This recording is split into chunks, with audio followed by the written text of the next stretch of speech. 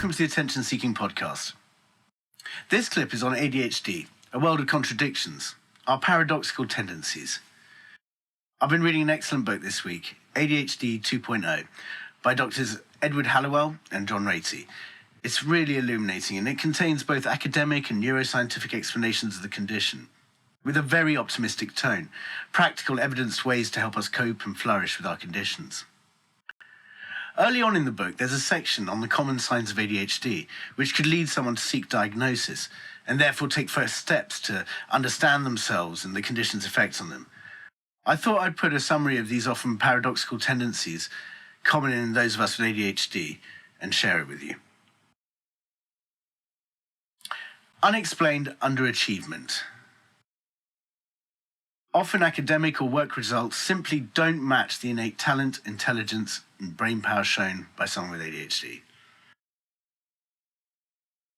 A wandering mind. Teachers or spouses or managers will comment that your mind wanders, have trouble focusing, good days and bad days. Sadly, through misunderstanding the condition, you're often told you need to try harder, be disciplined, pay attention. Lack of effort is assumed, but with ADHD, if stimulation is absent, we can't focus. Not won't, can't. Trouble organising and planning. The idea that boredom is our kryptonite explains why simple instructed tasks can be often forgotten. Say to a daughter with ADHD, "Come on, get dressed, we have to leave for school in 20 minutes. And often, 15 minutes later, you could enter her room and see her still in her pyjamas and focused on some craft activity, reading pages of the book from the night before, or playing with her things. Trouble with time management and procrastination. Time is different to us with ADHD. We understand the laws of time and physics in binary form. Now or not now. Immediacy and urgency will bring action. Any suggestion the task isn't needed right now, and the task will often be disregarded. The essay needs completing in 5 days means to us, not needed now. To neurotypicals, it's a task to complete way before the deadline. To us, it will be completed at last minute, adding to our stress, anxiety, and probably would be of less quality than if we had started earlier. High degree of creativity and imagination. People with ADHD at any age often possess intellectual effervescence. Sadly, though, this can be worn down through negative treatment at school. Generosity. Amongst the stress and burdens we carry with the condition, the authors say we also seem to carry a pocket full of miracles. We can be the most generous, most optimistic, and enthusiastic people you can find. We'll often give everything we can to help someone, whether we know them or not. We're often charismatic, cheerful, funny, perfect support to anyone when they're feeling low. Restlessness in men and wool gathering or daydreaming in women. Unique and active sense of humour. Quirky, offbeat and witty. Many stand-up comedians and comedy writers have ADHD.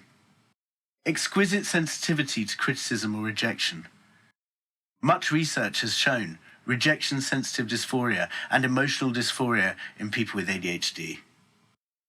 Any minor criticism from work colleagues, managers, or loved ones at times can cause an horrendous spiral into almost crisis levels.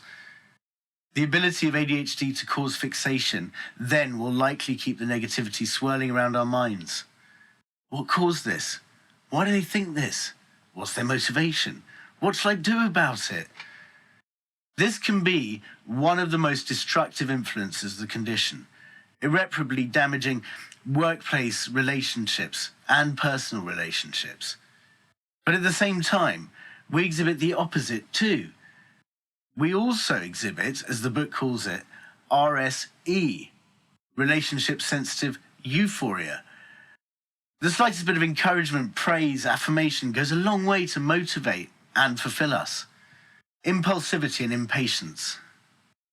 Yes, we all know how we frequently fire, aim, ready, rather than aim, ready, fire. This can have hugely negative results throughout our lives, and especially with risk-taking behaviour. But the positive flip side of impulsivity is creativity.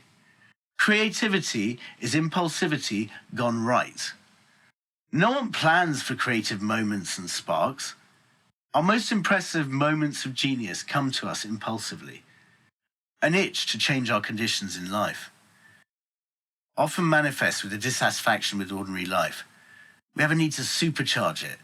This can lead to major achievements in life, impressive creations, or it can easily lead to addictions of all kinds, as well as a host of other dangerous behaviours. And often this tendency leads to both extreme results. Uncannily accurate intuition, which also comes with a direct opposite tendency, where we can also overlook the obvious. Transparency, honest to a fault. Unable to be sycophantic, intolerant of hypocrisy, frequently tactless, unthinking of repercussions and consequences of voicing our truth. Susceptibility to addictions and compulsive behaviours. Alcohol, drugs, shopping, gambling, exercise, spending, sex, food, gaming, whatever the addiction. We with ADHD are 5 to 10 times more likely to develop a problem like this than those who are neurotypical. The only positive flip side of this trait is if you are lucky enough to find the right creative outlet to throw your compulsivity into, like start a business, produce an album, write a book, you can scratch the same itch without the alternative negative bad repercussions. Metaphorical Lightning Rod. This is inexplicable or ethereal in its essence, but the book notes that people with ADHD often are the lightning rods for whatever can go wrong. The one kid caught with weed when 20 others had it, the one caught on camera speeding, the car accident, and the scapegoat, the one blamed, the one disciplined more than others, the one who disrupts the meeting, the class, the family meal more than anyone else. The book suggests this works at the other extreme too. Often that inbuilt weather vane makes us notice shifts in mood, be the first to realise changes are approaching, often warning friends and colleagues to get ready. Watch out, and often proven right with our considered predictions. They say they know of no evidential research demonstrating this trait, but that they do see it is prevalent in their patients with ADHD. A tendency to blame others and not see our own role in a problem. This is often coupled with an inability to observe oneself accurately. Distorted, negative self-image.